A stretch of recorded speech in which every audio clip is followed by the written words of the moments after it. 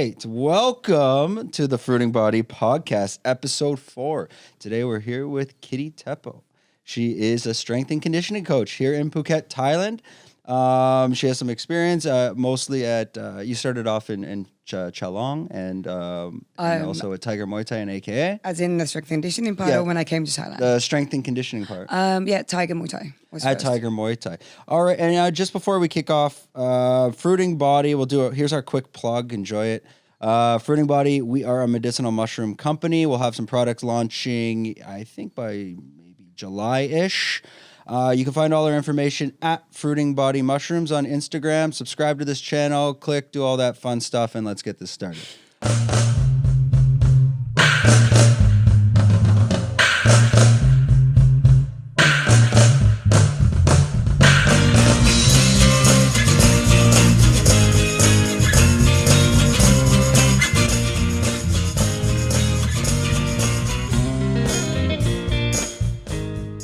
All right. So again, this is one of our first podcasts, so it's number 4. We'll give you an idea of what we do here. It's pretty basic. We're just going to chat about your journey, what you were doing before Phuket, your journey to Phuket, and what you're doing here, and then let's just have a little fun. I know Kitty probably the past month, 2 months. We started off doing doing CrossFit, but I don't think we can use that word. No. So let's dive into that. Tell us your story, Kitty. So I'm half Thai, half Finnish. Yep. Been living out here in Phuket for the past 12 years. I did do 1 year in between in Finland to realize I really, really didn't want to be there. So came back. I started off on the island working in the nightclubs, and now I'm to what I love to do, which is training people. So it's been quite a trip. Different jobs, different places, different cities, and here I am. So you started off like the Patong Bangla Road when you first came here? Yes. What year was that? 2009, end of 2009. Okay. So at that time, there was this club called Seduction. Okay. I've never been. But of course you haven't. And it was Finnish owned, hence why we were then called out to go work. That was only supposed to do 1 season, like 1 high season. Okay, so you came out from Finland, came out here. Did you have family here at that time? Or? My grandparents and them there, or not my grandparents, my mother's side is up north, but not on this island. Okay, so you came out to Thailand. You started in Seduction. Okay, we've probably all been there. I mean, now the Bangla Road's closed and whatnot. Oh, so sad. Yes, it's good. It's good for us. We can be a little more civil, I guess. Still, I manage not to. No. So then you're working at Bangla Road. How did you get onto the strength and conditioning and the fitness side of stuff? Well, I've always been an athlete. I've competed in tennis. I've represented actually my hometown twice in the Students' Olympics in tennis back in the day. And, well, it's always been a part of me. And then I did some karate, of course, because all kids have to do one of those. I played competitive tennis for a long time. When I moved to Finland, kind of wanted to go back to some sort of combat sport and, found Jiu-Jitsu and MMA. And that's how then when I got to Thailand, I needed to find somewhere to be able to go train. And then long story short, kept training there, landed a job there, became their coach. It's just kind of escalated from the fact that I just wanted to train. So you're starting off with martial arts at a younger age in Finland? No, I grew up in Dubai. Okay. The story's getting... Hey. A third culture kid. Yep. Mom's Thai, dad's Finnish, and grew up in a totally different country. CIA or what's going on? I've got 2 different passports too. I knew it. Uh-oh. Secret agent man over here. It's all right. Don't worry. We'll cut that out. No. Keep that one. No. So you grew up in Dubai, you're going to international schools there. Yes, I went to a very proper English-speaking school. Yes. So that's why people probably get a bit confused on your accent. Like, where is she from? Australia? Is she from the UK? It changes accordingly. Okay.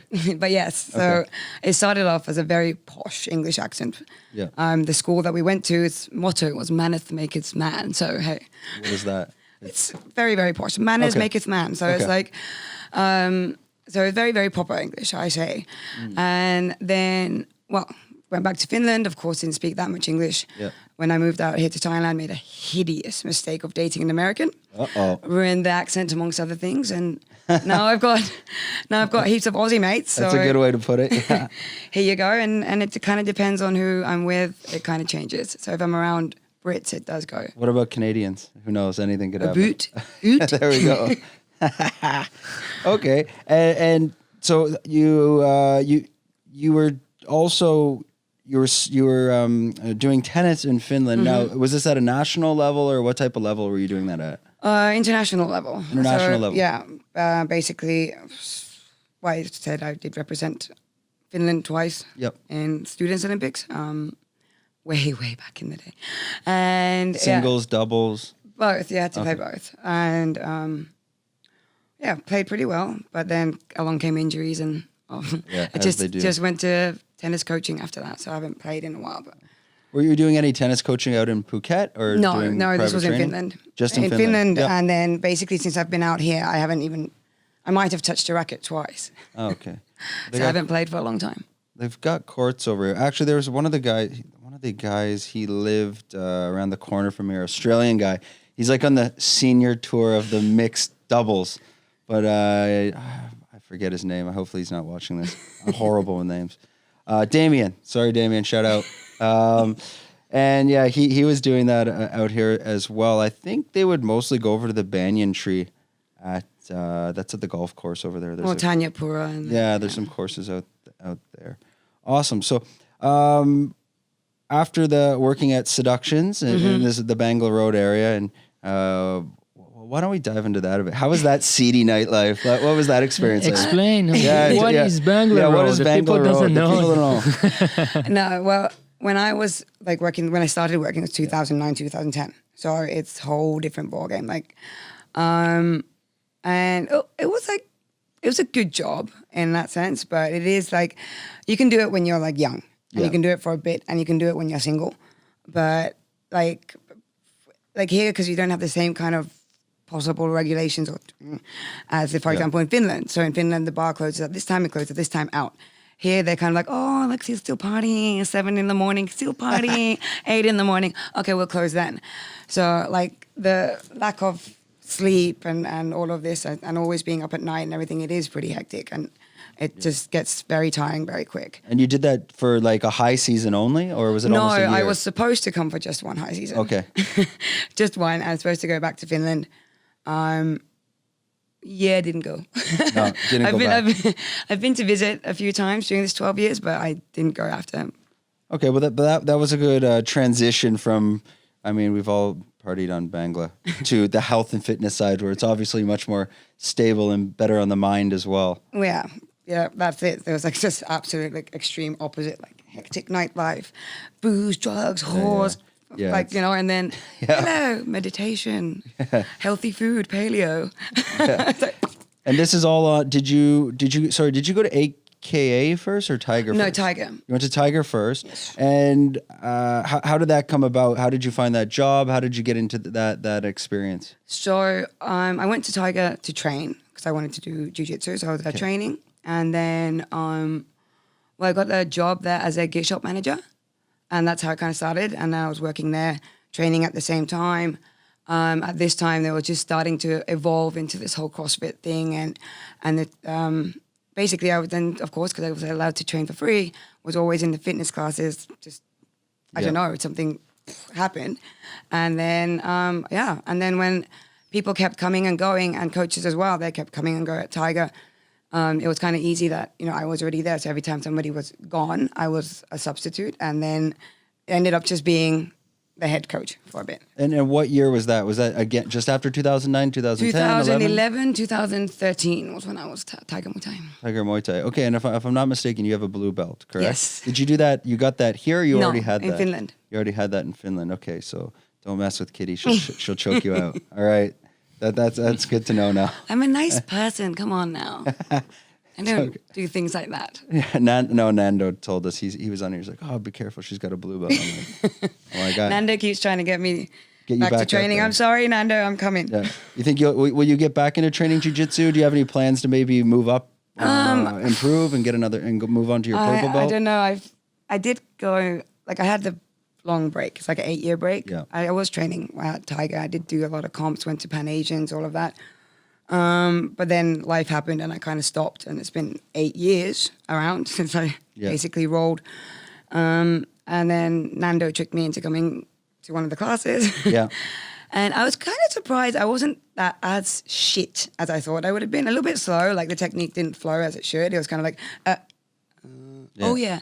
But dude, my body doesn't fucking move the same way it did 8 years ago. I'm just saying, like the flexibility, I swear when I did like a forward roll, I just felt my whole spine go like, I'm like, okay, bitch, you old, you know, you need to calm down. Nando's like, are you like not fit anymore? Like what's going on? I'm like, no. I think I broke something. Oh my God. Yeah, I mean, jiu-jitsu can take a lot out of you. I mean, I don't think Talisa's doing it. I was doing it. Never did. 2 years ago, and every I'm time the laziest in this room. Yeah, well, I don't know about that. That's where we're in competition here. But we'll get into that later. At least you've been better than you have. Oh yeah, yeah. I've been into 2 classes, and then I felt my body broke, and then I cannot go back again. I think I did 6, but I was doing okay. No, three classes actually. I'll blame it on lockdown, even though that just happened yesterday. Yeah. Or not long ago.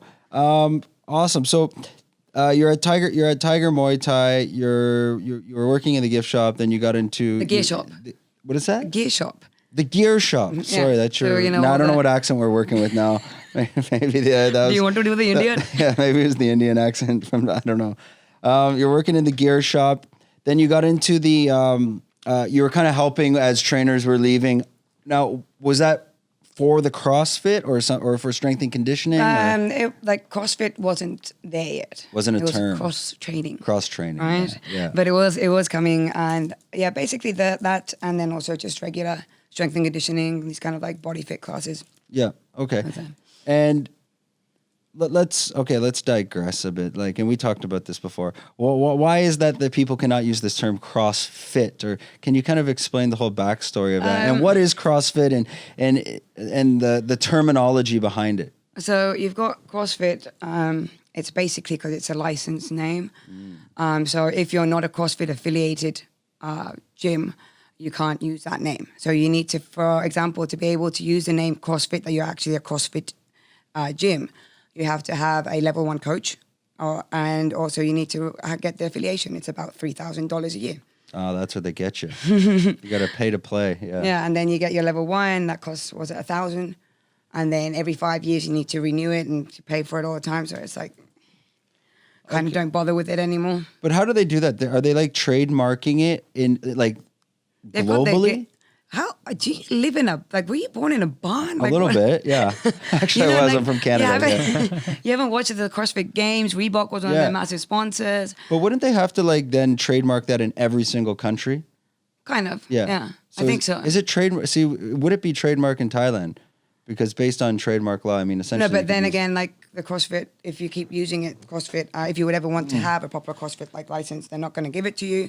You don't come up on. So you have to be affiliated. When you're affiliated, all of your gym's details, for example, go into the CrossFit main page, and then they can search you, and everybody finds, because at one point all these CrossFitters were like, it was like a cult kind of a thing, and some still are. So they will not travel to some place unless there is a CrossFit box.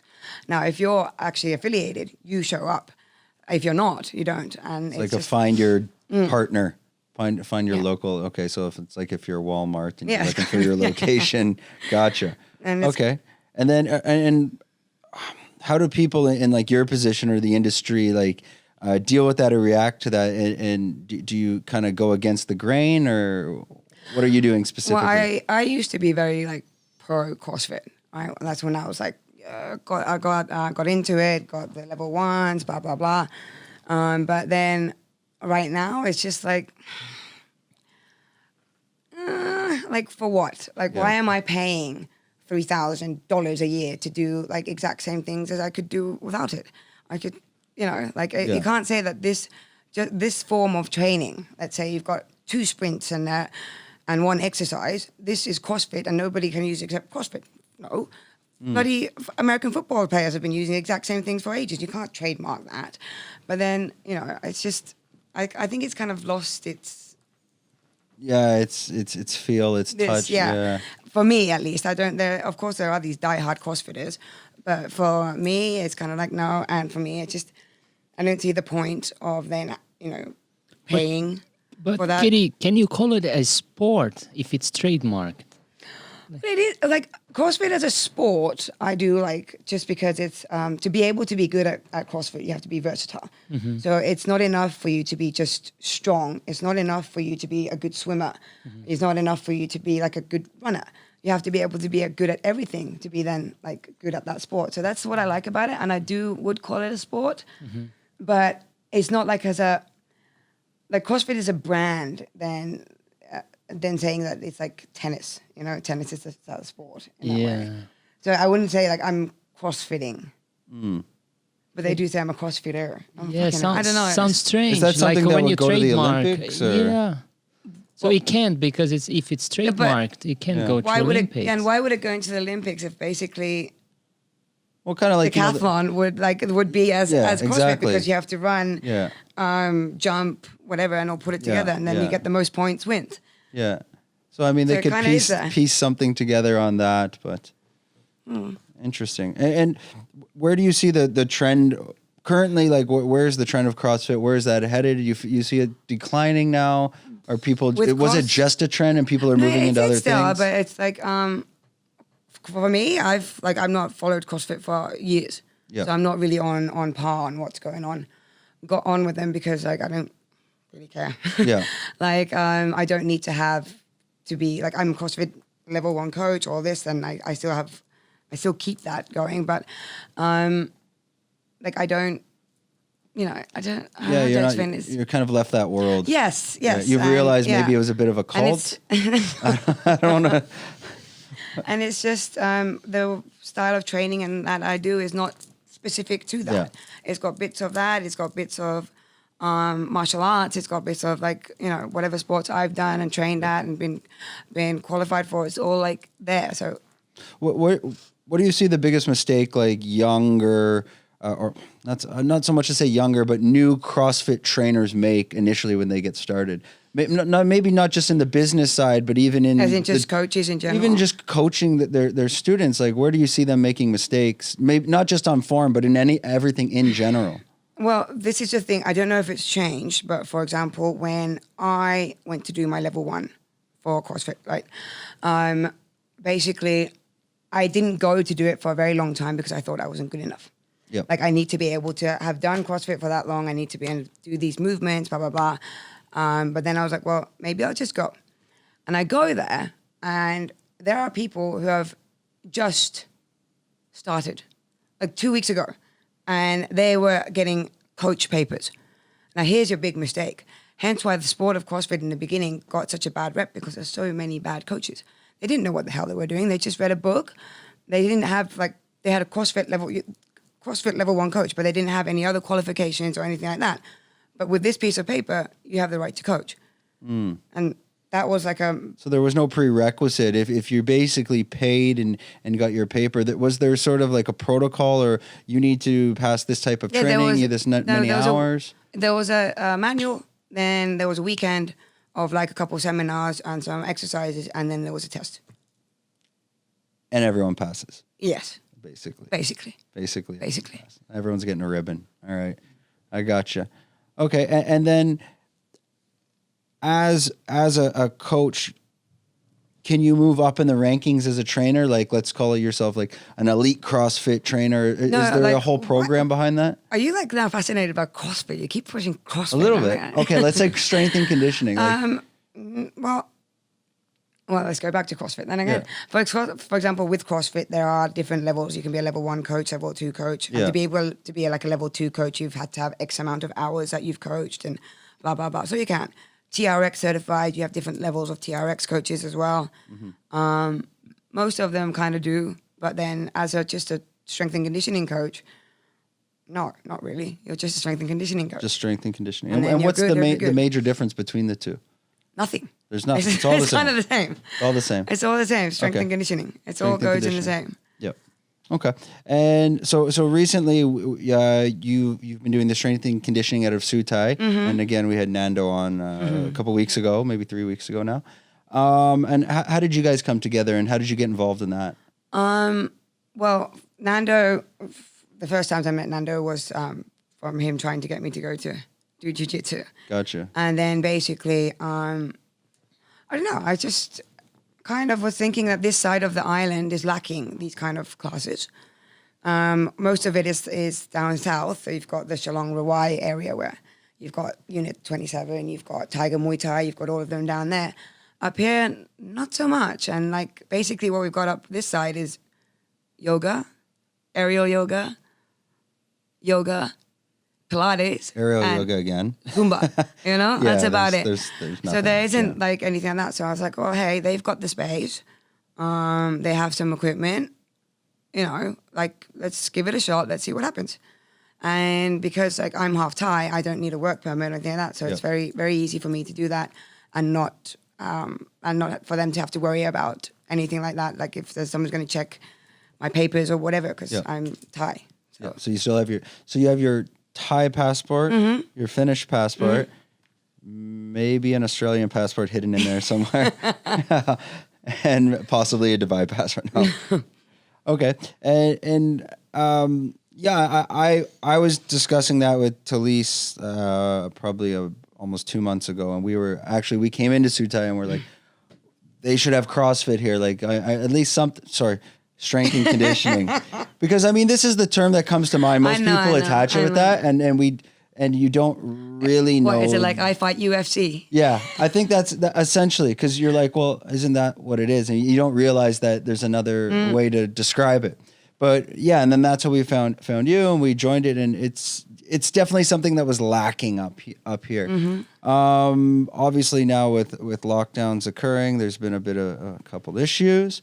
So let's hope that finishes at the end of the month. Hopefully. Yep. Where do you see yourself with this type of work, strength and conditioning? Do you see yourself being permanent in a gym, kind of doing this on your own, doing privates? How do you see yourself working with it?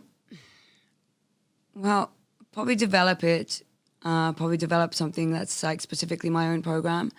But yeah, I do see myself like I'm not a fan of online coaching. Just I don't like online training. I have my reasons for it. So yeah, I would rather be in that gym, but that gym would hopefully be my gym and nobody else's. Why are you kind of against online training? For me, like even if you're doing it via online, okay, it's better than nothing, especially in times like lockdowns and that. But like I have this thing, I'm really anal about it, that nobody gets hurt on my watch. And I need to be able to see. Now, if you're just looking at the camera, I might not see exactly what's going on. So there is a risk of like getting injured with wrong form because I can't see you from like the angles because it's just a one camera. Yep. And then, well, that's kind of one. Then sometimes even if like I have students and that can't, it's hard for them to take direction if I just verbally give it. And you need to touch. Yep. In a way, sometimes they don't get it. Then the moment you put your hand and you go, boop, they're so this is like with the online, and then it's more accountable when you're there. And so is that something you won't do? Well, most likely I'm going to have to do. Look at the way the world's going. Yeah. But I would rather, be physically there with that person. Yeah, I mean, there's definitely a massive difference, especially any type of training online versus actually being there. I mean, I can barely get there, but you live like 200 meters away, and you can't. The both of you. Yeah, we'll be there when it's open again. We were just about to come. we were talking. We were ready to come like 2 days ago, and then it got canceled. Right. Oh man, too bad. Yeah, right. Send me pictures of beers. Yeah. Well, it's supposed to rain over the next 5 days, so we took advantage. It was a beautiful day. Jesus Christ. Yeah, maybe we've had a few too many drinks this week, but and last week, and it's lockdown. We're I do dealing have my reasons too, Yeah, what happened to you? I had a back pain, after the first training. So I took a break, only swimming, walking and jogging on the beach. That was it. But then when I was ready, I went back again. But then it was COVID times, and then it was easy to convince my mind. Like, Yeah, like, we all it's have good. excuses. I'm full of them. I'm great. You're great at I'm them. amazing. You are great at them. I can find an excuse for anything. All right. Well, let's not grill me the whole time. So let's get out of that. So when are you coming? Today-ish. What time is this podcast over? I don't know. Hopefully it might rain. I can feel the rain coming. Yeah. Then I'm scared. It's still happening. Yes. Yeah. Well, like this week I kind of said, which is training. I'm going to train with them. Oh, so okay. to see if then somebody comes to complain, and then I'm not like physically the one that's like coaching. But if nobody says anything, blah, blah, blah, then next week, yeah. Same spot. No. Oh, no, different. But we got to No. keep it hidden a bit. Oh, okay. I don't know if we can. I don't really know all the rules, and I don't want to. No, they're very unclear. And Yeah, it's always kind of like, it's very gray. Very, very gray. It's like 50 Shades of Grey. Yeah. But without it's- the sex. Yeah. Well, if that's happening, I'm coming. No, I'm joking. Because even over here, like these guys are skateboarding every day. I know. So we don't really know what's going on. That's why I'm going to be right close by them. And then if somebody says something, I'm going to point to say, hey, oi. Why don't you tell everyone just to bring a skateboard? And just in case, Yeah, it's like, no, we're just stretching. We got a big session coming up. That could work. No. Okay.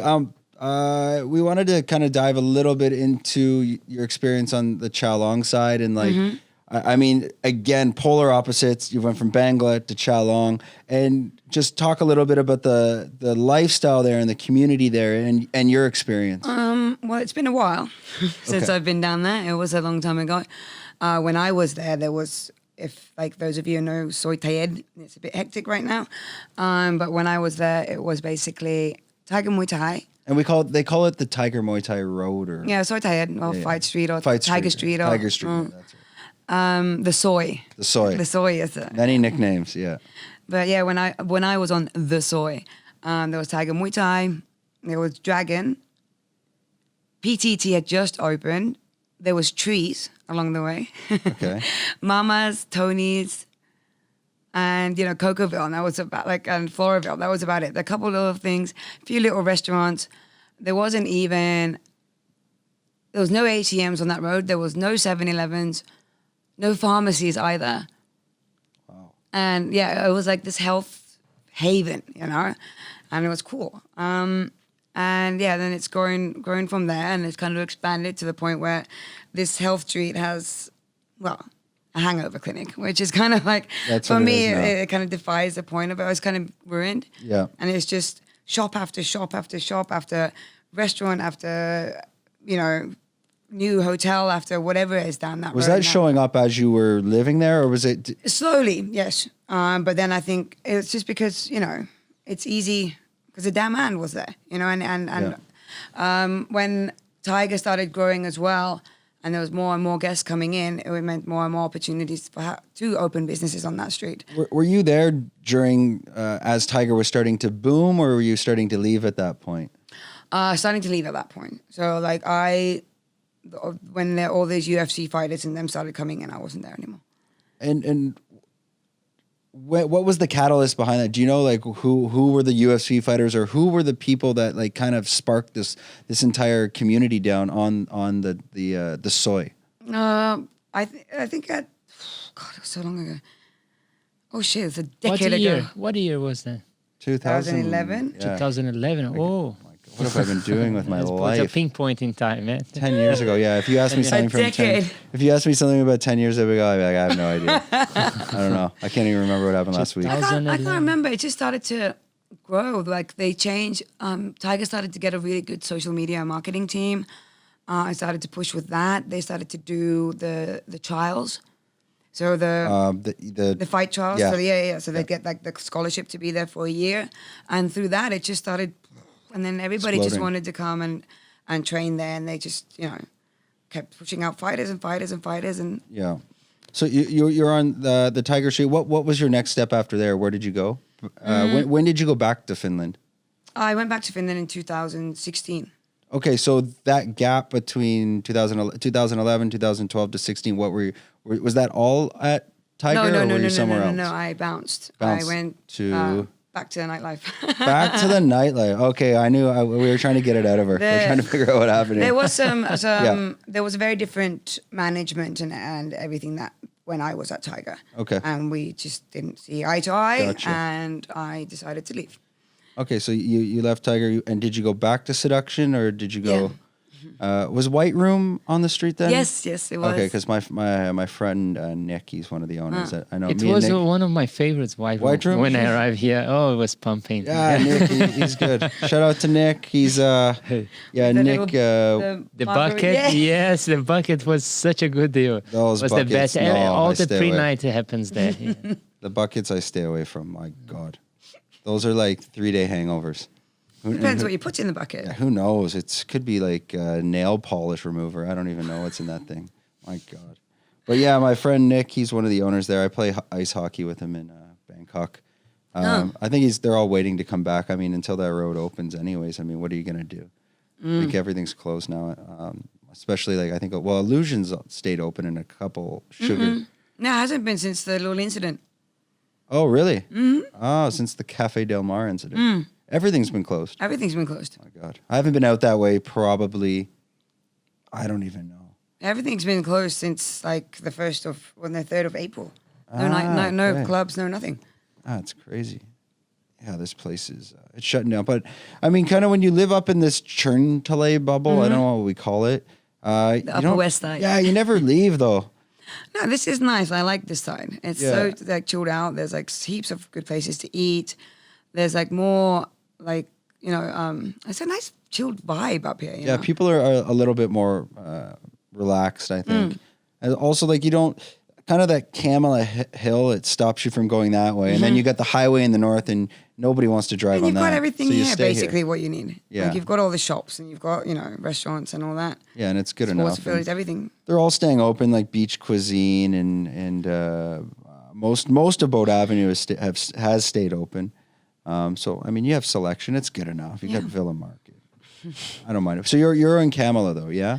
Yeah. Well, no, not right now. Oh, okay. I'm transitioning. Yeah. Transitioning. Okay. And do you want to disclose that to the YouTube? Okay. We'll keep that under wraps. Okay. So let's take a step back. We're chatting about. So you've left you went from crazy nightlife to health and fitness, back to crazy nightlife, and then to health and fitness, and then back to health and fitness. So what's next? Hopefully, I'm going to stay on this health and fitness. I can't do the crazy nightlife anymore. No. Too old for that shit. So you did that for how? You did that for another 4 years? Until 3-ish. Yeah. Another 3-ish years. So I did a total of like 5.5 years on Bangla. My God. My soul is still somewhere. How are you alive? How are you alive? I think my soul is wandering there. It's gone. My God. If you've ever visited Thailand and Phuket and been to Patong and you've done a night out, well, Kitty's done 5 years, so you got nothing on her. That's quite and do you want to go into that experience? God, no. God, let's no. Let's not go down that road. Let's close that door. No. Done. Don't worry. Leave some comments, and if you have any questions, we'll get Kitty back on the podcast, and we'll do another one, and we can talk a little. Especially if you have any friends and family out there and have some stories to share. Oh, we'll bring leave that in the comments, and then we'll bring it up next time. Okay, so you got at 2016. You left Phuket and you went back to Finland. Yeah. So beginning of the year. We went to Hua Hin. I had a gym there for a bit. And then I left in September. I basically, nothing to hide. I went after my now ex. So I had met him here. He was from Finland. This is way too long of a distance to go back and forth. So I kind of was like, well, better whoops than what if. So I went after him to Finland because was easier for me to go there than for him to come here because of like work permits and visas and all this. And that's the American. No, this is the Finn. Why would I go to Finland for an American? Maybe he's working in Finland. Oh, fuck no. But yeah, so then I went back to Finland for a year and hated life. Like really, really fucking hated life. Yeah, it's a bit, Where were you living in Finland? Oh, unfortunately, in the capital, which I hate as well because I'm not from the capital. I'm from Turku, and because he was from the capital, I had to live in the capital. And what is talk about the Finnish life? What were you doing there? Is there much to do? Well, I was working for a gym when I was there for a year. I was doing sales for them and then also ran a couple classes for them. I don't know. The Finnish life is just not for me. Like one is I hate the cold. I hate the snow, all of that. And then comes the winter when it's dark and it's just so depressing. And a lot of Finns are very narrow-minded and unsocial. So you can sit on the train next to someone for 2 hours and not even say hello. Okay. And I'm not like that. So like I was just kind of looked at as a massive weirdo. I'm saying hello to everybody. They're like, oh, what's wrong with her, you know? And just doing that 9 to 5. And because I was also doing sales, I was chasing the commission. So it's like long hours, no life. And for me, summers are different if it's a nice summer, but still. Yeah, it's like Canada too. I mean, the summers are what, 2 months? And let's be honest, they're basically a week. There's like one nice week. You're like, okay, after you leave Thailand, and I'm sure you have the same experience as me. Like, even when you go back in the summer, it's still freezing cold. Like at nighttime, it's like, well, it's beautiful. It's 17 degrees. Your hands are icicles. I wear a beanie in fucking Thailand all the time. And hoodies and shit. Yeah, so it's like, it's a bit chilly. I'll die if I have to go back. Well, not die. Yeah, I haven't been back in, I don't know, 3 years maybe. I've meant to go back. How can I go back with? Well, you can't really now. The C word. I don't know. Right now. Yeah, right now. I could, but honestly, I'd rather be in jail in Thailand than in a Canadian summer. But we're from Canada. Toronto area, but it's so cold and boring, and I don't know. Brazilians love Toronto. So many Brazilians there. I think Brazilians love everywhere. They just have to travel. I think they're fine. No, but so you know exactly what. Finland, Canada, pretty much the same. Yeah, it's Canada a little bit more developed. It's freezing cold, and it's how it is. You're constantly driving everywhere, right? When you want to get, it's hard. Once you live here, we have luxury. It's like, all right, just get on the motorbike, go wherever the hell you want. Everyone leaves you alone. I mean, it's always 30 degrees, and maybe sometimes it rains. Yeah. And that's it. That's about it. Don't have to worry about how many layers of clothing you have to put on. It's just flip-flops or no shoes. Yeah, I had to put a shirt on for this. I mean, anyways. Thank God. So, no, it's not the great. I got to lose about 10 kg. See? It's happening. Again. I got to lose. I told you. Don't come to my, if you're not coming to my class, fine, but stop crying to me that you're fat. Or you have to lose weight or whatever. He cries every day. Every day. Exactly. And then what does he do? He goes and has beers, right? Yes. Oh, no, I had a chicken burger for lunch. Oh, yeah. One or two? Well, just one. This time just one. But they had this garlic bread. It's at Butterfly. Have you been to Butterfly? The one that's over there? Yeah, it's super nice. Because he makes his own home bread. And he gives you always free fruit and drinks. And it's so cheap. I'm like, I give him a little bit extra because I'm like, how is your food this cheap? It's crazy. I had like a burger, French fries. Well, the burger was the chicken burger. And he convinced me to do the same. Yeah. It was so tasty, the whole bread, that I said, no way, this is not fit at all. This must be heavy on your stomach because it's so tasty. Yeah, it's amazing. It's amazing. And his garlic bread so is good. Oh my God. I know, I've had it 3 days in a row. Really? Don't judge. I had it for lunch today. You had 3 today burgers. Again? Yeah, but a chicken burger. Homemade bread. 3 days ago. Yeah, but it's homemade bread. It's okay. You can eat it. It could be even worse, Yeah, it was. I actually You could feel have had great. 2. Yeah, I know. And last night, let's not talk about that. Yeah, I had Burger Let's talk about that. No, I had Burger King. It was terrible. Well, it was delicious, but yeah. I give up.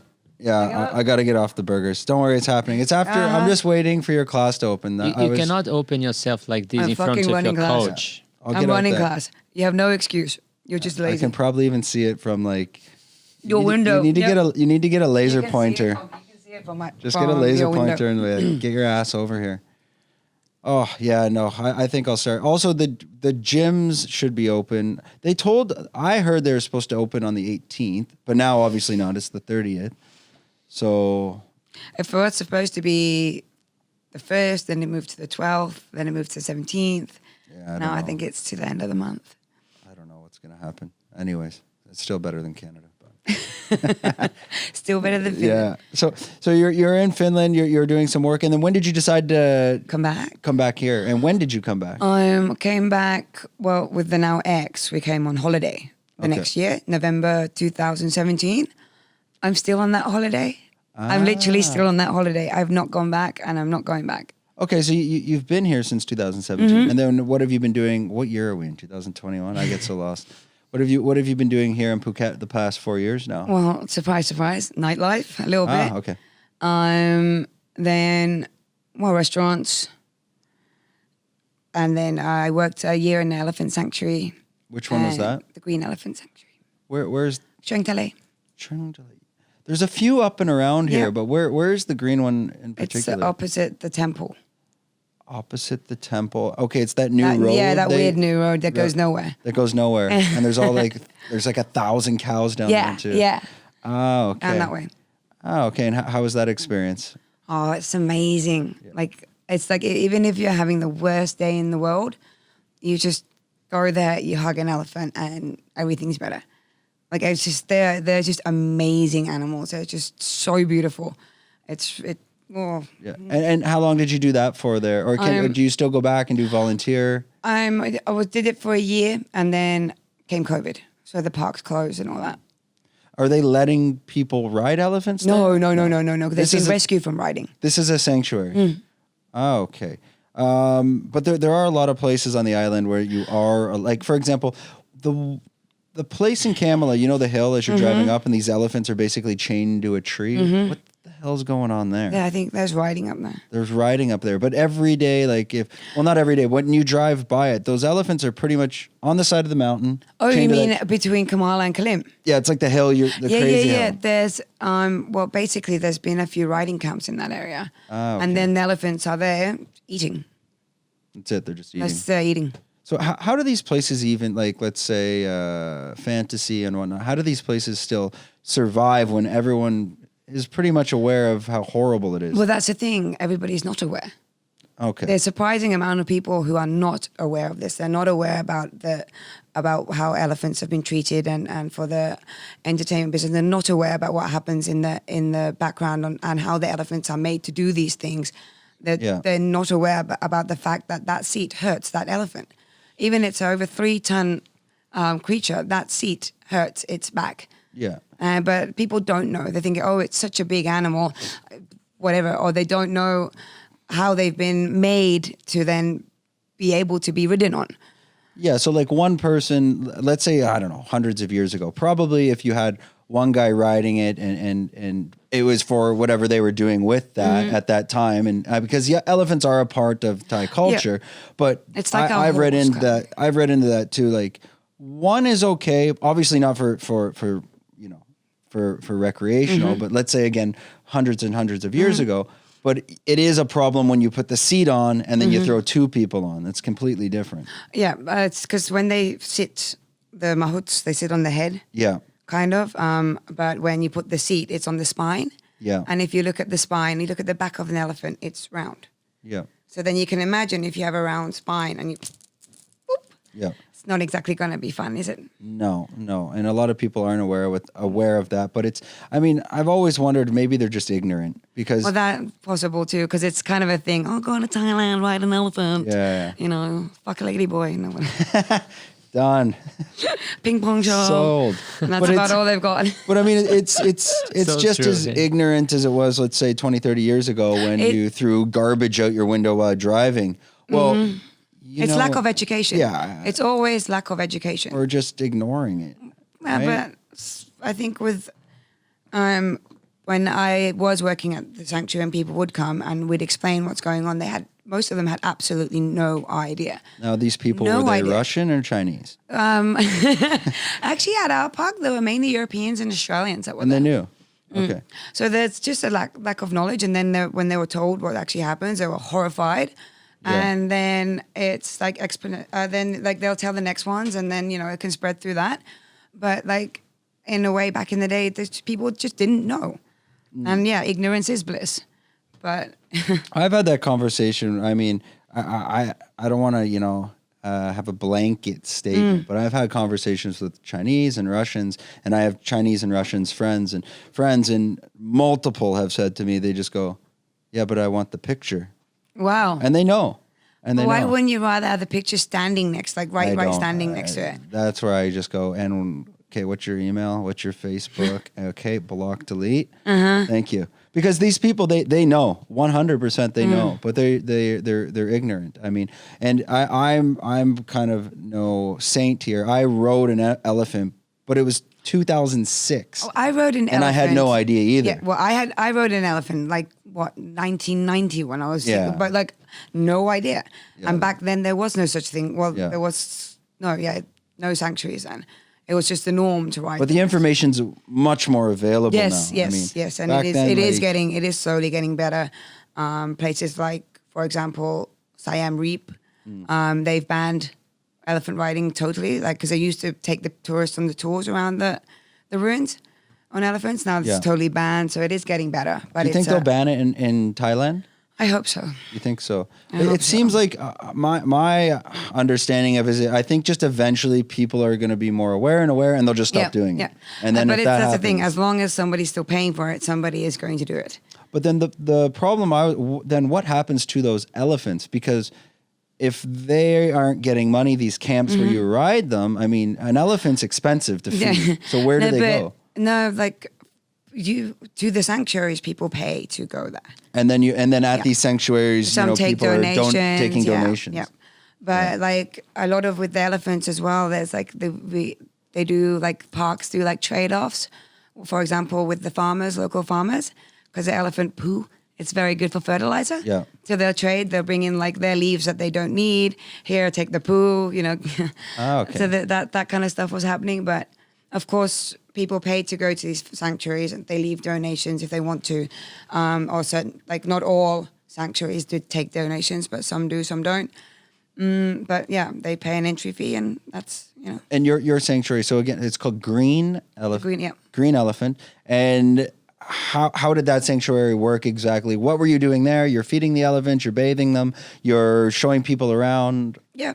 So yeah, I'd give them, when the tourists would come, I'd take them on a tour, tell them the stories of the elephants, where they're from, where they've been rescued from, and then about just elephants in general and what's going on. And then there's always the feeding parts, the bathing parts, and all of that. And where from my understanding, a lot of the elephants, they come from the Surin province. Yeah, so domestic elephants mainly come, like that's the ground zero of domestic elephants. It's in the north, the Surin province. And where the ones here, where are they coming from mostly? Well, they're probably from there, but like the ones that are in the sanctuaries around here, well, a lot of them have been rescued in Phuket from riding places or shows. Then Phang Na, Krabi, Pattaya, where it's in need, and then basically it doesn't really matter because they can be transported from. And then they would bring them. They're bringing them down probably from Surin. Maybe they're having babies here, and then they kind of grow up in that.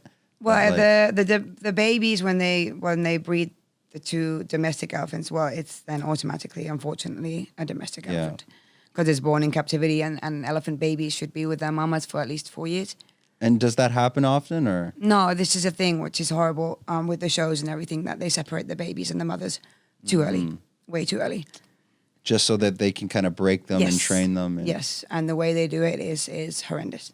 It's straight up animal abuse, and it needs to stop. It does.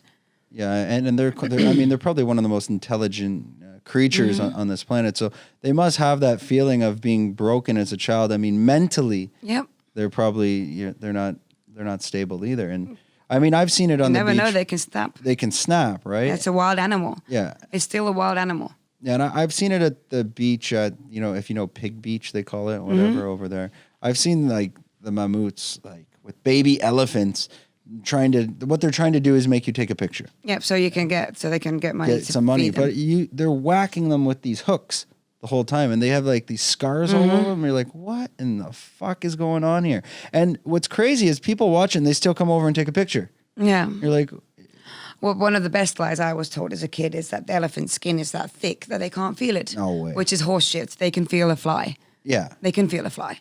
Yeah. But this is a nice little lie to say because it's a big animal and you think the skin's going to be like that, you know. No. That's what I was told as a child. But again, ignorance is bliss. Yeah, People are assholes. What do you want? Yeah, I mean, and when you see it, some of these mammoths, they're crazy. They're Well, but it's lack of education again. Like this is a thing. They are like some are very, very different. They're not like that at all. Some are then just, you know, God knows what, for what reason, why they are the way they are. And it's a touchy subject to probably even discuss in Thailand as well. Maybe you have to block this.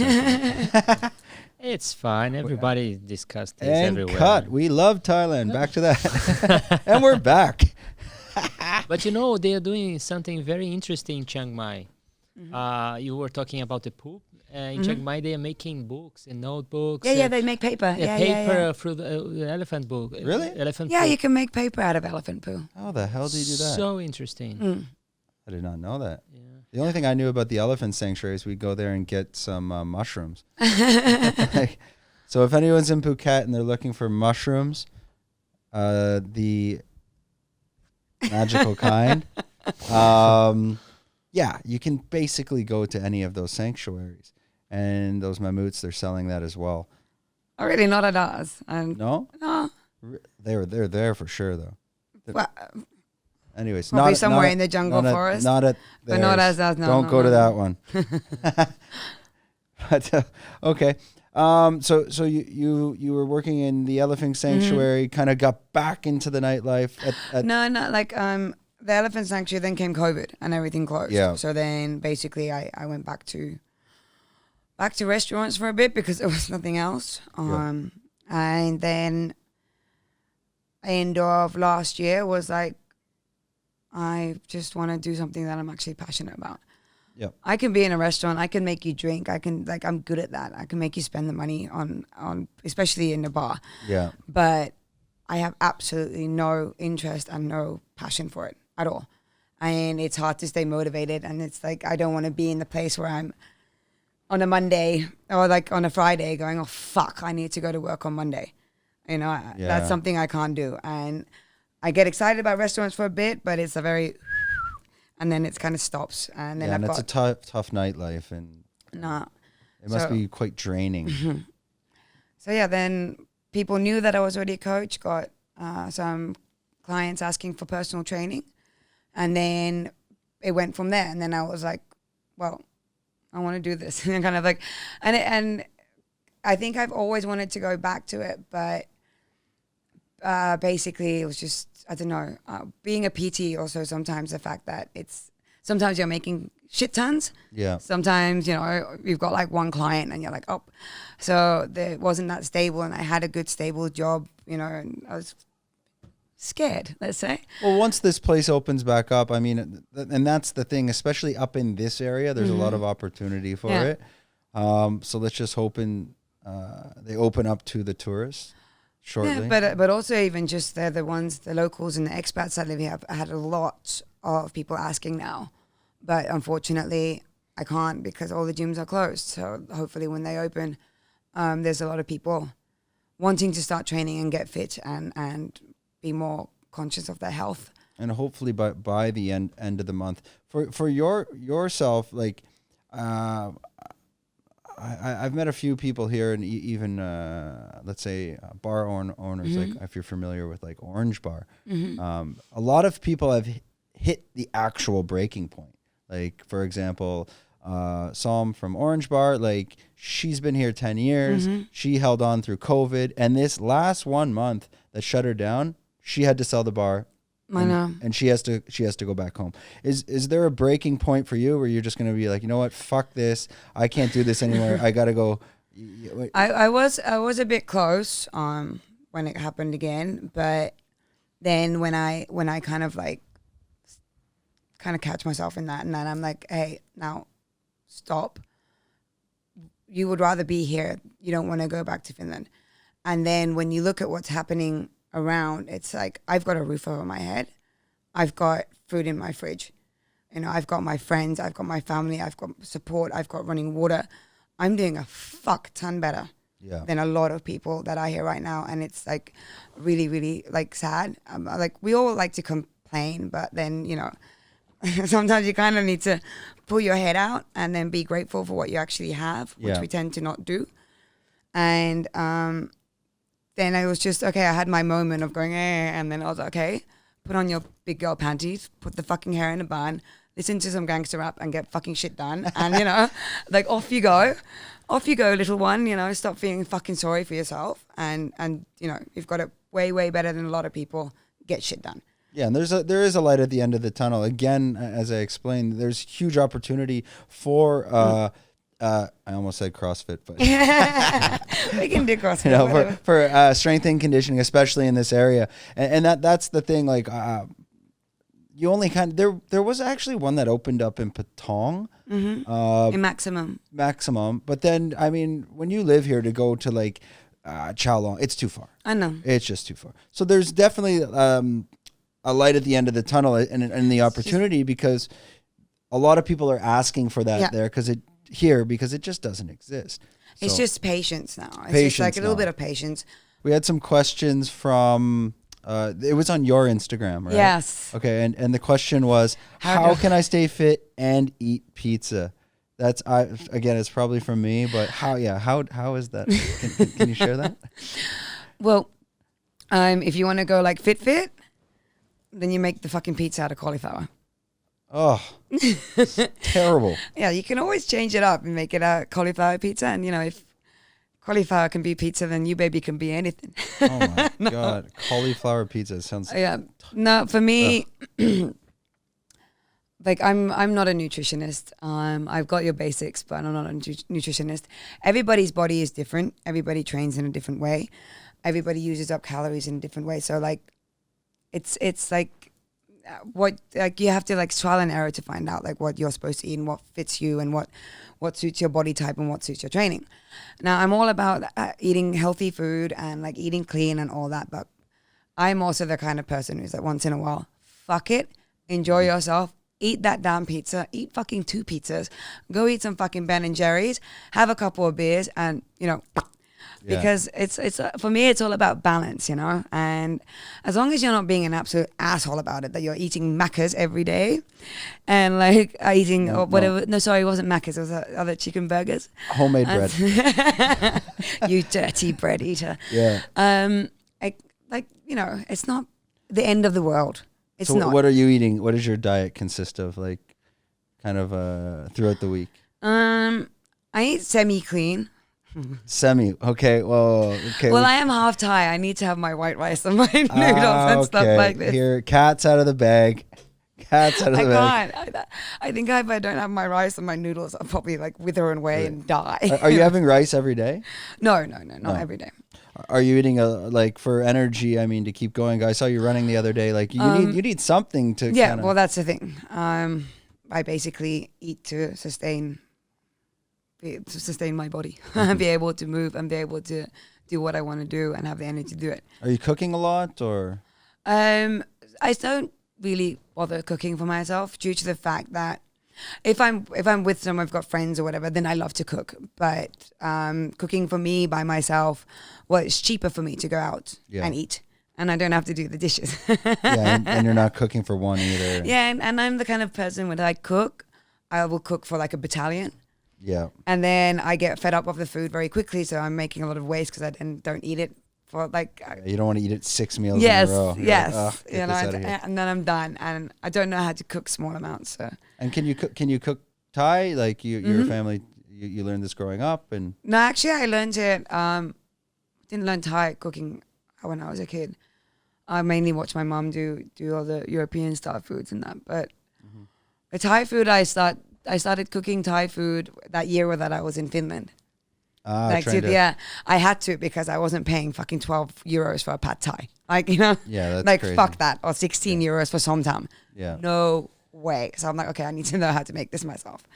Yeah, and somtam, I mean, it's basically, it's a vegetable. It's papaya. And they just charge you $16. So you're 16 euros. 16 euros. Oh my God. Yeah, that's why this is the other side about Thailand as well. I mean, it's quite cheap out here. Realistically, it's cheap. I mean, can be expensive at times. Well, it depends what you do. Like if you're constantly out eating like at fancy restaurants, like especially the fancy Western restaurants, or you're going out every night to, well, back in the day to Bangla Road, well, you can blow through money like this. But if you kind of live in an easy way, like the locals and all that, it's cheap as shit living here. And when you were where were you living before Kamala? Which area? In Patong. You were in Patong. What were some of your more favorite restaurants that you had in Patong? Did you have some go-tos, or do you want to kind of keep that secret so there's not giant lineups there? Like I'm not telling anyone. Patong. Well, like one of my favorites go for a steak was not the 9th floor. I really like the 9th floor. And then is it number 6? Is it number 6? They had the one near the mall, and then the other one was up on the hill. They transport you there if the small one was full. And then there was a little restaurant behind Macro, Champion, in the Macro like area. And I just remember this lady, she was the only one, because back in the day when Macro wasn't there was lots and lots and lots of little restaurants. And this is the only restaurants that survived this whole like Macro taking the land and putting it there. And this is still Thai style. Thai food. style. Oh, okay. What's your go-to Thai dish that if you're out, this is you can't live without it? My go-to probably just, I love sticky rice.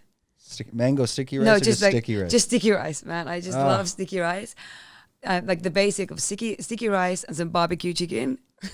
Easy. Easy. And a little bit of somtam. And how are you finding it in Kamala? Like, did you ever go to the Greek restaurant or? I didn't really eat out there much. I just go to little ones, like the little Thai ladies that would give you a 50 baht food, you know. Yeah, that's the thing. In Kamala, I mean, the Thai food, there's some good selection, just these little, stalls and whatnot. Big Boys Burger Club, though. Is it good? Fucking good, mate. It is so... No, I shouldn't tell you that. Yeah, why would you? No, I fucked up. Done. No, my trainer. No. Yeah. No, especially you're going to be there every day. Don't feed the birds. Oh no. Yeah. I've heard about it. I've put it off. I always forget about that place. People always are raving about Big Boy Burger. It is good. It is really, really good. But now that you've said it, I'm going. No. But if you do go, get me some chicken wings. The chicken wings are good too, yeah? Yeah, the hot chicken wings. Oh my God. All right, I got to go there. Is it near Can we cut this out? Like, I'm a healthy life. Yeah, no. I'm joking. It's okay. It's COVID. We can eat what we want right now. No, once in a while, I'm all for it. Just as long as you're not an asshole about it, just, Yeah, go for it. Have some beers, have some cake. What's life without cake? Yeah, that's my plan tonight. I want to go to O'Hara's. O'Hara's? Have you been there? Yeah. Oh, so good. The portions are massive.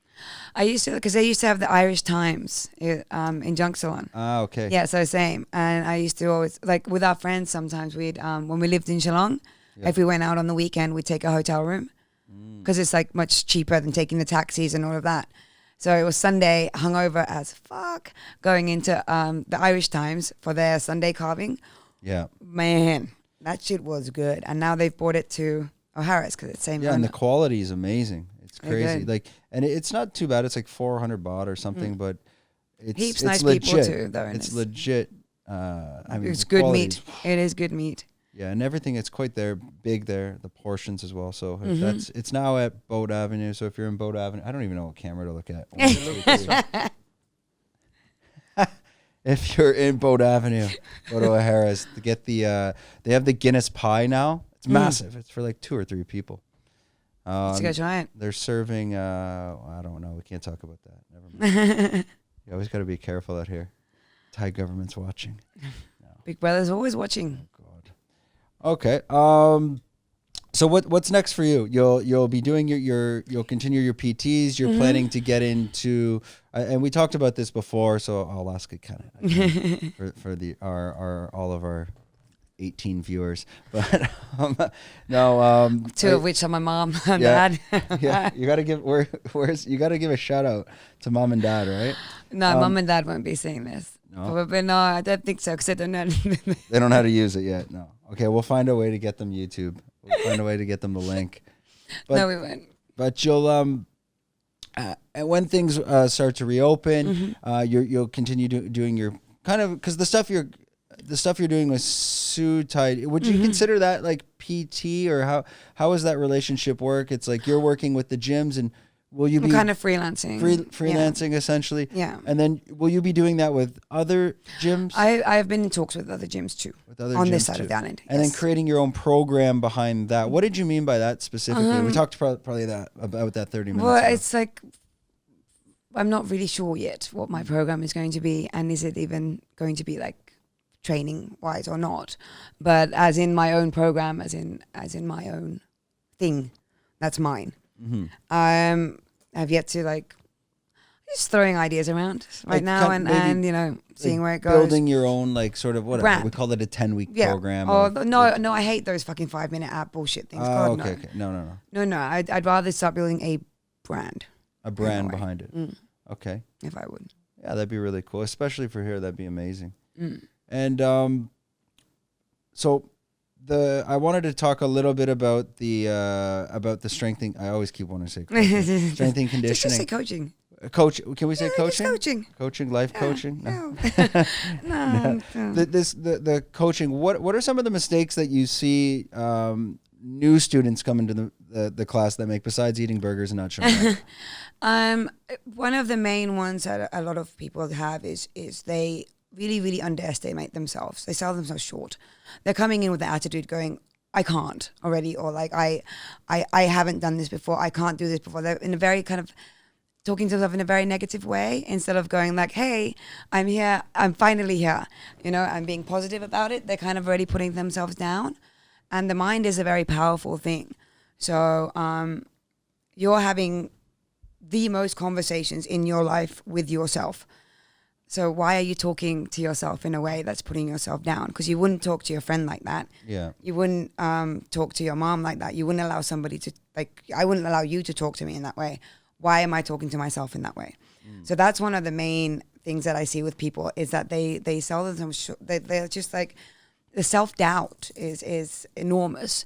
And then, well, that's one. And then the other one is if there's been a long break from training, to go too hard. And, you know, they go too hard firstly, and you have to kind of like realize that, hey, it's been a long time, or you're coming through from injury, or maybe you've never done it before. Always, you know, don't to rush into it, and not to go too hard, and not to be too hard on themselves. And then you also see that people are nervous of the fact, or they think that, oh, I'm not fit enough to come into your class. I've never done anything like this before. I'm not strong enough to come into your class, or I'm not strong enough to do this. But that's my job, is to make you strong. I'm not expecting you to be strong to come in here. But it's, again, it's your own mind and self-doubt, which is probably the biggest mistake that I see. And could that also be attributed to like the fear? And we were talking about this with Magnus before as well. The kind of the in the mind, this fear of, you know, resistance, that it's, you know, it's always pulling you back because you're leaving your comfort zone. And, yes. I mean, the first step is just getting your ass in the door. And then just being proud of the small steps, you know. So like, it's easier to be proud of like little things that make into a big thing than to have this massive, massive, massive goal that's going to take you forever to get. Take small steps, small goals, be proud of any one of them. Then you will get to that big goal. And like, you should be proud of like the number one thing, you got off your ass. That's the hardest step. That's the hardest thing to do, is to realize, hey, I want to make a change. I'm going to make a change. You do that step, that's the fucking hardest one. You should be proud of yourself. Hey, okay, it might take me a while to get there, but at least I've started. Yeah, for me, it's just tying the shoes. I could stare at those fuckers for 20 minutes. I'm like, no, we're not doing this. Not today, motherfucker, not today. And I just look at them, and eventually I try to put them on. But that for me, that's my first. If I can literally put my shoes on and then go, and that's why when I get there, you're like, get the weights. I'm like, I just got these fucking shoes on. It took me so long, and I could stare at those for 30 minutes and go off. Now, when you let's say you have like someone in your class, whether male, female, whatever, and in terms of their conditioning, are you assessing people throughout the class of how hard I should push this person? Or yes, I do that. Like, in a way, I'm pretty good at reading people. For me, when you're in my class, if you're giving me your best effort, That's enough. Like, you don't need to be the best. You don't need to be the strongest. You don't need to be the fastest. If you're doing the best that you can do, that is like more than enough for me. I'm your number one fan. I'm there like fucking hands in the air, you know, being a woo girl. But if I can see that you are capable, right, but you're slacking and you're just being lazy, I'll be in your face. Like, I will definitely be in your face, and I will get that push out of you. And some people actually need it. Yeah, and again, it's like the self-doubt. Like, I can see that you still have the strength to do that, which then means if you like just did these reps, bam, bam, bam, bam, didn't even tire, then look at me and say, I'm tired. No, you didn't, because you would have been struggling on the last fucking reps. I can see it. I'll make you do it. Yeah. Because, you know, why are you there? You know? And what is would you give your coaching style a label? How would you define your coaching style?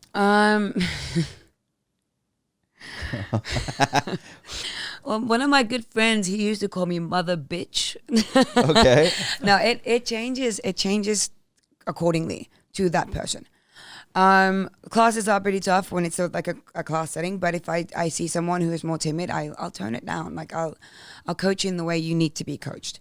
So I have people that are scared and timid, and they don't, like, you need to have a different approach to them. Then you have some that, you know, they like the whole military kind of style that you're pushing them in that kind of way, or yelling at them a little bit. And that seems like, as a coach, it would be a bit of a challenge, especially when you have a class with many different personalities. And within that class, you're essentially, let's say you had 10 people, you're essentially coaching 10 different people in 10 different ways in a single class. How do you go about that? How did you get to that point? Because for me, I would find that very difficult. Well, there is like, if while doing that, it's basically, in that situation, my coaching style is kind of like the same. It is a little bit like military kind of style, and that's my style. That's what I stay true to into like the class. And some people like it, some people don't. Some people want to go to the like softer, maybe aerial yoga thing, what it is. Yeah, this isn't rainbows and unicorns. Then they source out that kind of class, right? So I can do, let's say if I'm running a class that's ass and abs, right? I know exactly what my clientele mainly is going to be in there. My coaching style very, very different to if I'm running morning boot camp 6 a.m. on a fucking fitness trail. Okay. You know? So it kind of changes. And if you know me a little bit, or you know the style of class that you are coming into, that style of training is then there. So if you're coming into a strength and conditioning class, it's not fucking ballet. I'm not gonna put a tutu on and you know, prance around you, right? It is what it is. So it's like, if you are going into Zumba, you know exactly what you're going into and what style of training that's going to be, compared to if you go into like something like training for warriors or whatever, you know, drill sergeant name class. You know exactly what you're getting yourself into, and you can't go say, okay, well, she yelled at me a little bit. Well, let's for anyone that's watching this and explaining a little bit about your class, and I've been through your let's say your weekly schedule, not a full week. I think I've done almost every day. Maybe you've done Fridays. I never make. No, Fridays, you've done like a week, spread it out into 2 months. I think I've done 6 days. I'll be back. I'm gonna come in strong. I'm just waiting. I'll get on it. Don't worry. I just gotta mentally get there. But could you let's just walk through like the Monday to Friday and because essentially it's pretty much the same. Yep, kind of same style. And then the days change and why you do that and why the exercise changes in your whole entire layout. So like, what would a Monday consist of? Well, Mondays usually we do like a 10-station circuit. So you can have battle ropes, some weights, some pull-ups, some, you know, tires, whatever it is. And the 10 exercises kind of change. Yep. Tuesdays is a Tabata day. Again, different style of training. And then we have sprint trainings on Wednesdays. Explain Thursdays. About that sprint training, because I've done it. But I think that one you tried to sugarcoat that for a second. Yeah, it's just sprint training. Come on. Yeah. Wednesdays is tough. Wednesdays is tough. It's sprints and usually weights and stuff like that.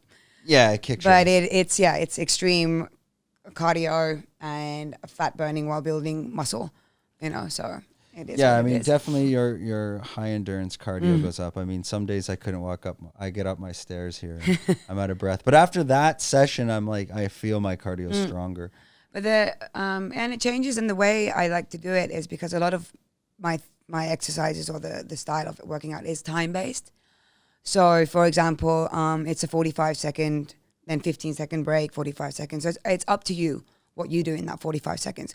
So if you are a full-on athlete, like a fucking top athlete, or you're just a beginner, if you give your maximum effort in that 45 minutes, the end result, 45 seconds, the end result is the same.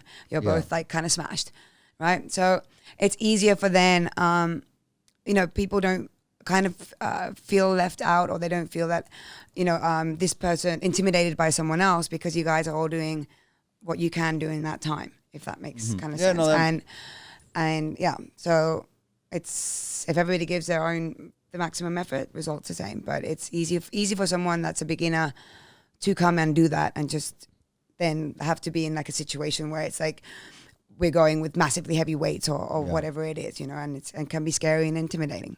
And then you're also changing it. So for example, like Monday would be quite intense. Mm-hmm. Tuesday you tone it down just so like you're not kicking everyone's ass Monday to Friday. Well, I can, but again, it's up to you how hard you go, and because now it's just giving the option of having classes. I unfortunately, the situation is what it is.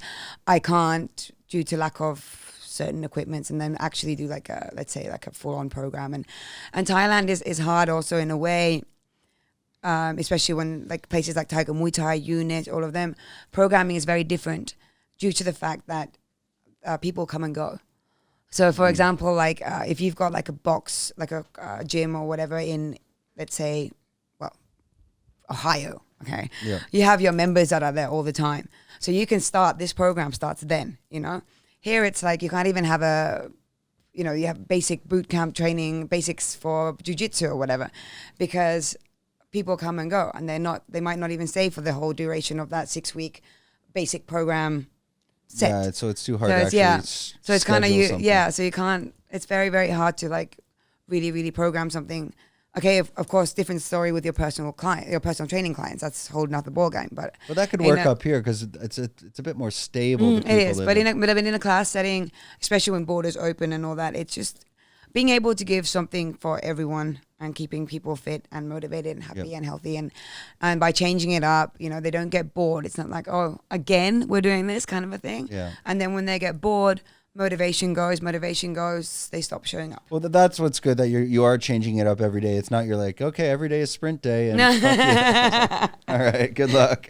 No, you're changing it up. And then Thursdays is you're doing as many reps. No, usually something, many reps. And that one, that's the first one we did, and you kicked our ass. So we got a bit scared. I think we came back on the Monday. Yeah, but I did like it. I did like it. Yeah, it's that just, one I couldn't breathe. I was rolling around like making a puddle.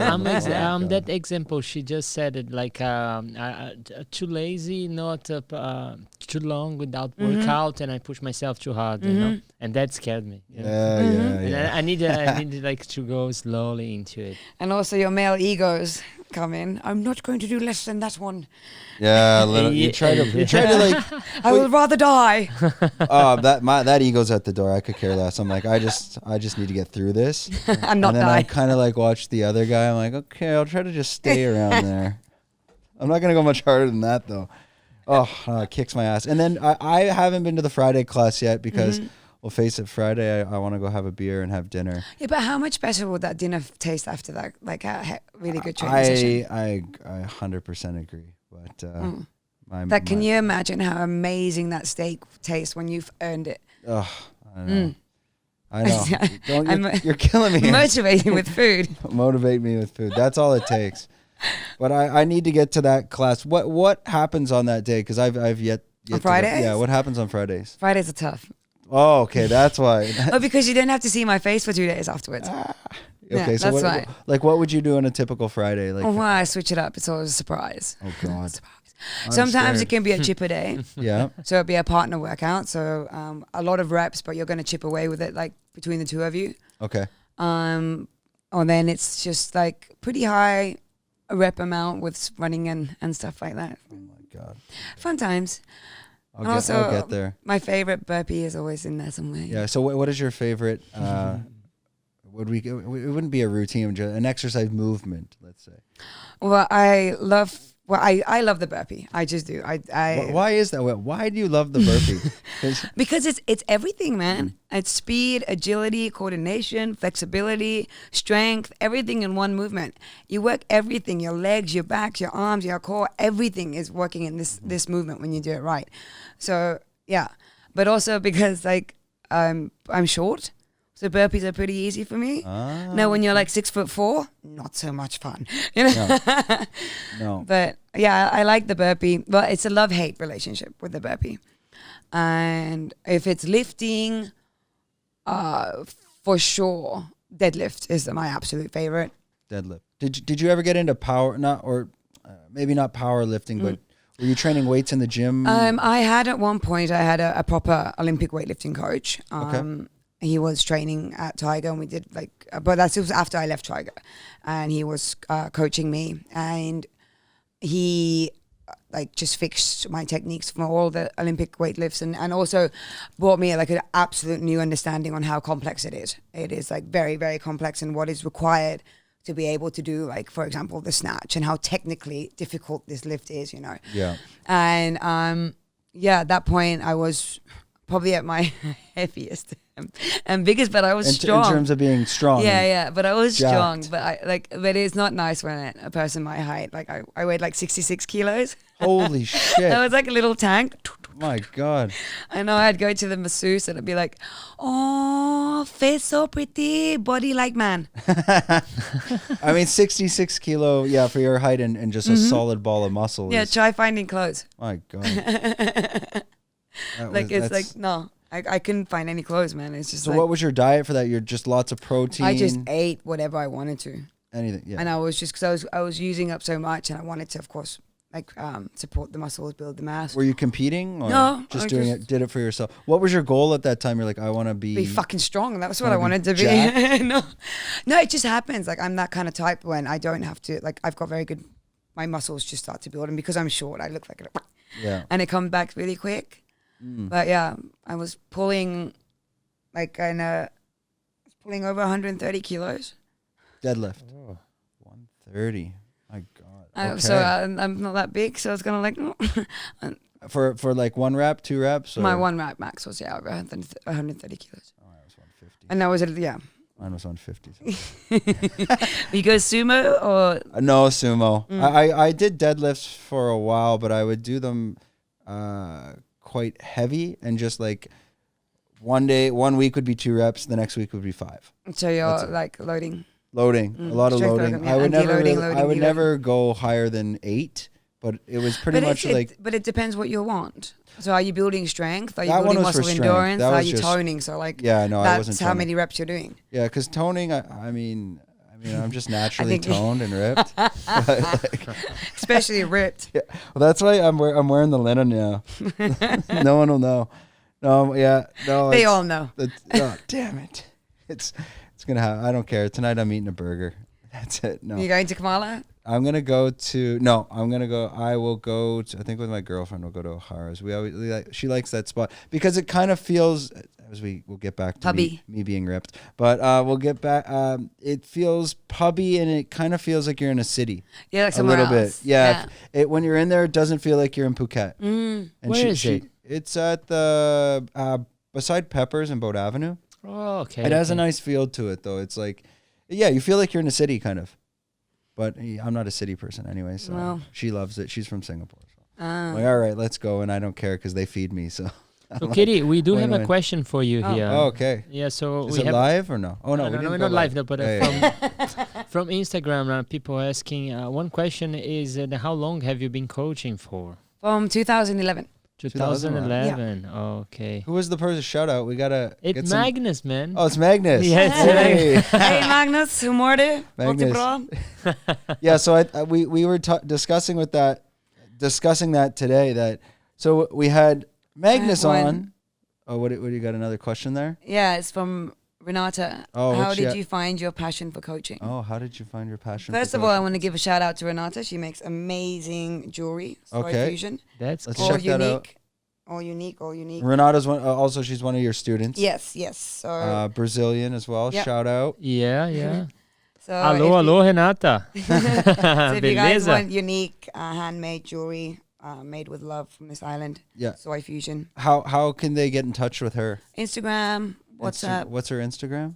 Her soy SUAY.FUSION Soy Fusion. Soy Fusion. Mm-hmm. Okay. We'll We put a handle. put that in the description. Click the link below. Subscribe. Find it. And how is she making that? She's doing it all herself here and sourcing the. Yeah. Yep. It's pretty dope. So it's like. Is that all hers? Everything you're wearing? These two are not. This one is. So, she's very spiritual and she's into astrology as well. Okay. And so like they're all these natural stones and crystals and they have a meaning behind them and. And what about yourself? Are you into astrology and all that stuff? Well, I believe in the universe and all that. Yes, and I do believe in And that these kind of stuff. That bracelet, are you able to walk through it and explain specifically what is what and why? So we've got, well, probably, I think she's going to kill me if I get these wrong. It's got onyx, which is a protection stone, black onyx.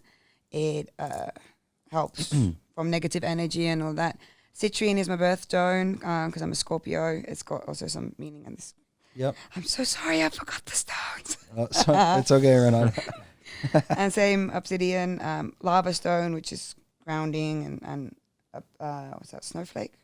That's a lot of stones to remember there as well. No, and they all are different. Like you have labradorite, which is the wizard stone. I've got amethyst, which is a healing stone. And So are you spiritual? Are you religious as well? Or not religious, no.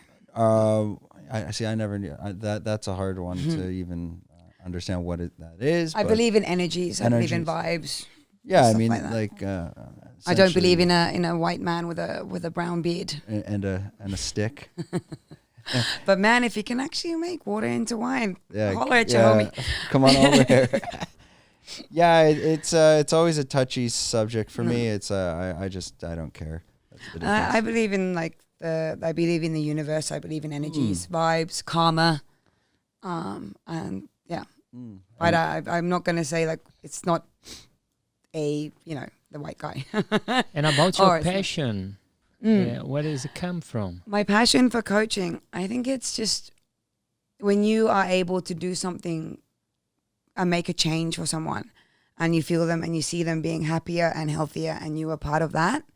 It's pretty fucking cool, And if there's some people that I've had so many different kinds of clients, from people who are morbidly obese to people who had massive, because of some weight issues, they were having panic attacks, anxieties, to be able to see these people, because you help them to be able to go outside and not panic or to be able to not be dead. Yeah. For example, the one that was morbidly obese, he didn't the way he was going, he would have died.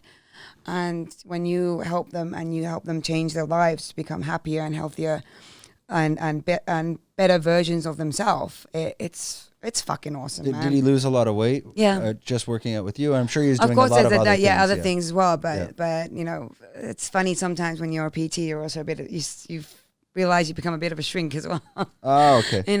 You do have to understand your client, where certain things are coming from, why this happened, so there's a lot of psychology to it as well. And then finding what motivates that person and what will keep that motivation up, and how this change can be permanent and not just a quick fix and then go back to the old ways. And do you connect with your clients also on a personal, a friend level as well, and see them outside of, let's say, the class? It depends. Like, I have a lot of people that are in my class that are my friends. I have friends that I do PTs with and that are my friends that I hang out. But mainly, I connect with them on a personal level, just due to the fact that when I connect with them, you open up easier to me, which helps me in my job to find what gets you to tick and what will keep you motivated. Do I always go to dinner with my clients and stuff like that? No. No, like with some it is strictly this is that, but I still would say that I'm in, like when I am there, I am your friend because I need to know you as a person. I can't not know you because if I don't know you, I don't know why we're doing this. You need to connect. Yeah. There has to be, it has to be personal. There has to be that and energy. also, and also and like that synergy. there is clients that I realize that I don't click with, and then I suggest them to someone else. Okay. You know, because we just didn't vibe. So it's the motivation again is going to suffer from that. You know. Yeah, you don't want that affecting the rest of the class as well. This negative energy and no, but the class settings different. With class settings, no, it's, a lot of them is mainly PT. like You're talking when I'm PT. talking about PTs. PTs. Class setting is no. With a lot of classes and that I barely like if they get big, I might not even know your name.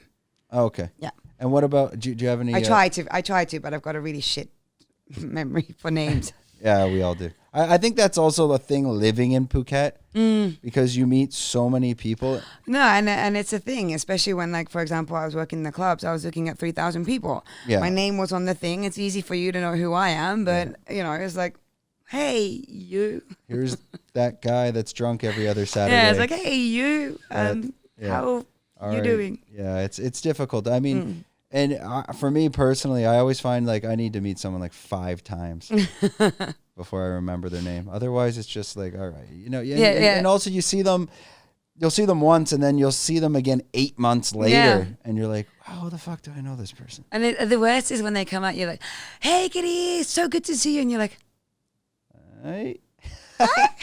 like, but if it's like, hey, like I think I know you, I think I saw you from where, then you're like, okay, cool, like, oh yeah, my name's Kitty, what was your name again, blah blah blah. That's fine. You can kind of go back to the okay, I don't actually know who the fuck you are kind of a thing. But when they come at you with like sometimes even with a hug and like, hey Kitty, so good to see you, like, Oh shit. You're like, all right, sorry. And it's like, this is my friend Brandon. Brandon, please introduce yourself so I can get Yeah, your name. I need to get in. That's the way to get in. Yeah, what's your name? No, I've done that a million times, and I think everyone can kind of relate to that in Phuket, especially like if you've gone out at night and you've had more drinks than they do. Dude, I crashed a wedding, semi-crashed a wedding in Bali, and the bride and her like bridesmaids and one of their friends recognized me and knew who I was. They'd been training at Tiger Muay Thai when I was coaching. Oh, okay. I didn't know, and they're like, "Oh, Kitty," I'm like, I just crashed this wedding. Why do these people know me? I don't know who they are. I'm in Bali. What the fuck? And they're like, oh, we were training with you at Tiger. I'm like, sure you were. Yeah, I mean, and there's so... I'm just here for the food. Yeah. Here for the free food and drinks. Well, the turnover is so high here. I mean, it's crazy. Like I had some friends working in PP, and like I'm like, how many faces did you see every day? Like thousands probably. And also it's kind of the point where like, this might sound pretty, but like this is our home, you know, and for a lot of people, this is like a holiday destination, you know, but we live here and people come, people go, and end of the day, you know, you can meet cool people, but it's not that good. I see it as not that good for you to constantly say goodbye.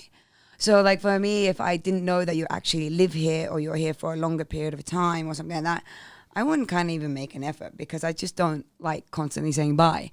And then it's the whole kind of like, oh, I'm going to be back. And most people don't, you know, and it's like, yeah. And a person that's on holiday is a very, very different person than where they are when they're like, truly are. Yeah. So it's kind of like, well, I don't bother. But if I know that, like, okay, like you guys live here, blah, blah, blah, we train together, I get to... Yeah, I'll make a effort to know you, like, right? What's it? It's not a relationship; it's a vacationship. That's kind of what happens, you know. It's always a different person. I mean, I think we've all been there. You meet some significant other or whatnot. Yeah, but not even just with the significant other side, but even in friends general, you know. Yeah, like for sure. You meet awesome people after awesome people, and then you constantly have to say bye to them. You know, it's just like, oh, kind of, yeah. Yeah, and they. It's not fun, you know. Yeah, and I connect to that. I'm the same too, you know. Yeah, so then I'm like, I don't want to even like kind of get to know if you're not here for minimum 6 months. Yeah. No. Exactly. And it's a lot of energy as well. Yeah, it is. And kind of being vulnerable and putting yourself out there. And that too. Yeah, and a lot of the times they're getting a lot of energy out of you than you're getting out of them because you know, it's always the same thing. Like, where do I eat? Where do I go? How do I do this? Yeah, How do I do that? that And then too. You don't want to become a tour guide either. Yeah. Right? And then also it's like, you know, when you've seen like those tours and those trips, like if you're coming from abroad and you've like saved money, you can kind of afford it. But if you're in Thailand for longer, you're working Thai salaries, they're like 3,000 baht flying Hanuman or whatever PP day trip or whatever it is, it's quite a lot. Yeah. And it's like, it's fine to do it once, but then you're not going to do it every fucking time now, are you? You know, Yeah, and also it's you kind of don't like, really... okay, I'll organize this for you. You go by yourself. I'm going to do my thing. Yeah, and you don't want to do it every time as well. I mean, like, I mean, you live here long enough, and I mean, drive to, let's say, Krabi. Mm-hmm. I mean, it's beautiful. It is. It's 3 hours, but you're not going to go every weekend. No. Right? So it's you know, and it's funny, these places here, I find too, is like they lose their, I don't want to say they lose their charm, but it's the first time is always the best, and then it's slowly like that experience diminishes every time you go back, except for PP. That one always holds up. I haven't been to PP in years. Really? When's the last time you went there? Holy shit, when was the last time I've been there? Dude. 2016, 17? I haven't been there in at least a year and a half. 2013, probably.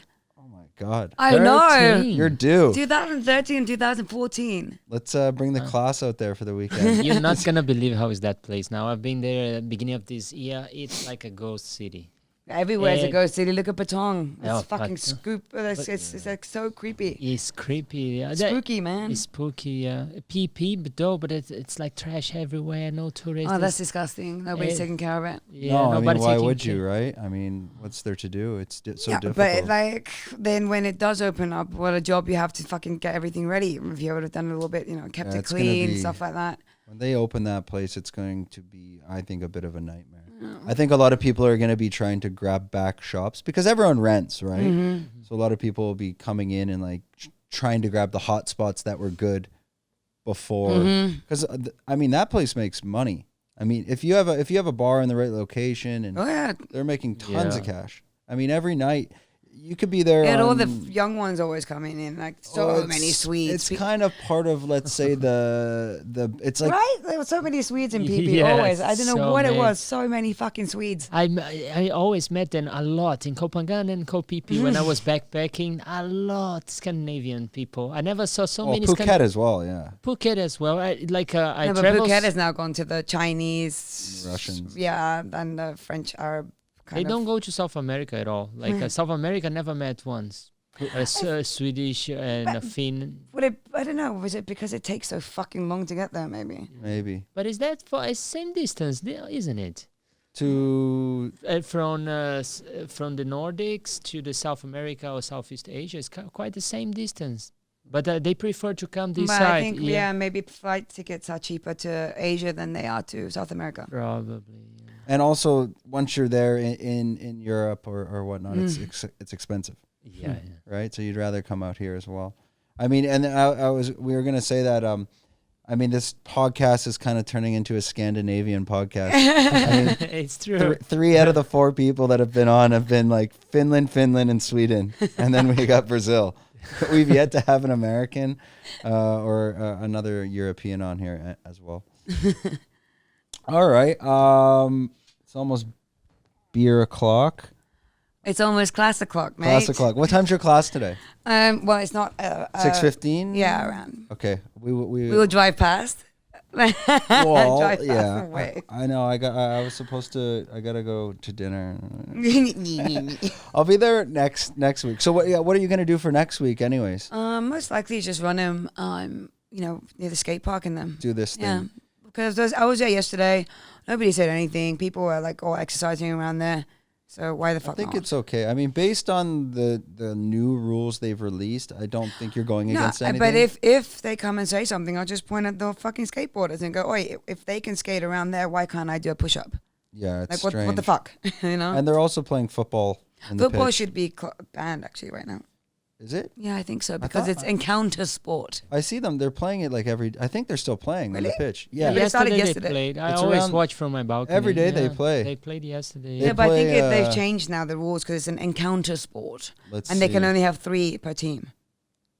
I don't some crap like this. I don't know. I don't know. Oh my God. The Thais usually That's play. nonsense. Their football is crazy. They play like half a pitch, like 30 aside. It's like 30 versus 30. Nobody runs. It's just like, and they do the same with basketball as well. If you play basketball with them, it's like you'll play full court, but it's like literally 15 on 15. And you're like, what the fuck is going on here? All right. Well, anyways, on that note, I'm going to have a beer. And here, man. I was looking at the time. Wait. Oh, now it's almost 5. Yeah, almost 5 So to there 5. wasn't a question. Oh, you got another question? No, yes, wait. No. Actually, yes, it was. It asked. You already asked it. How do I prefer to be paid? Oh, what does that mean? Apparently, how do I prefer to get paid? Cash. Do you accept Bitcoin? You accept Bitcoin? I take Bitcoin, MasterCard, Visa, cash, gold, silver's going up. Silver's Silver's going up. Silver? Yeah, like silver chunks. Yeah. What about like burgers? Or? No. Yeah. So how do you prefer it? Anything? You'll take, or is that an actual question? I'm confused. What's going on? It was there. a question. Okay. I like bank transfer. Bank transfer. Or cash. Oh, that's easy. No. Well, then of course, Bitcoin. No, I can't. Nobody's crazy that crazy enough. What are you telling me that I'm not worth $67,000? Yeah. What the fuck, man? Yeah, way to go. Like, really? Let's pick on the. Yeah, and that's why you're single. You don't talk to women like That's that. right. That's right. You're supposed to say I'm you're sorry, more than. I'm always polite, you know. You're worth more than all the Bitcoin in the world. No, you're not. But I'm just getting on her side so I don't get attacked and she forgets that I'm not coming to training. Yeah. That's the plan here.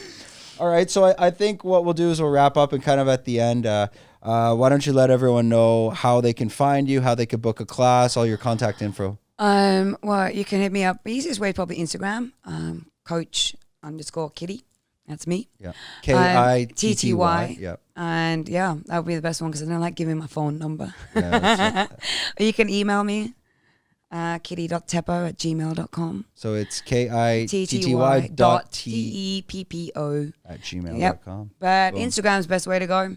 Yep. And then if I like you, I'll give you my phone number. Wee. So just slide into my DMs. Sold. You're gonna get a lot of like randoms coming in that aren't even on the island. Yeah. No, I've had them, especially the ones from the neighboring country, like the Indians that come in. Oh, they try to slide it. You get a lot of people sliding in. Yeah. Oh, my God. DMs. I don't get anyone. I'm useless. I wonder why. Yeah, it's because I'm a male. That's probably why. All right. Well, the last thing. What camera do you want me to look at? This one. All right. Now we're looking at this. We got so many damn cameras here. So the last thing. So again, this podcast is brought to you by. We got to do our plug. I mean, man's got to eat. These burgers ain't cheap. We're Fruiting Body Mushrooms. We'll be selling medicinal mushroom supplements such as lion's mane, reishi, cordyceps. Not your magical kind yet. Wink, wink. No, I'm joking. We're not selling that shit. But you can find us at Fruiting Body Mushrooms or the website fruiting-body. So that's the end of episode 4 with Kitty Teppo, Coach Kitty, Strength and Conditioning, not CrossFit. And I got that right, crushed it. And we'll have her back. Leave some comments for her because if she comes back, we want to crush her on the comment questions. Oh. Yeah, let's do that. And come check her out. We're in the Cherngtalay area or just in general in Phuket. And you can reach out to her again on Instagram at Kitty _ No, Coach Kitty. Yeah, right now. We'll put something here, like right there, like you click it and something. Right now, it's the best way to just ask where they are because the situation is pretty shit. Gyms Yeah, are closed, things could blah, change. blah, blah. So Yeah. if you want to join classes or if you want to ask about PTs, it's better to send me a message and I'll tell you because the situation is not exactly we don't ideal, know. but hey, We don't know what's gonna be. Where she's gonna be. making best out of a shitty situation, right? She won't be back at Bangla. We ain't going back there. No. So we'll deal with that. Don't forget, like, subscribe to this video, do all that fun stuff. You know the deal, and we're out.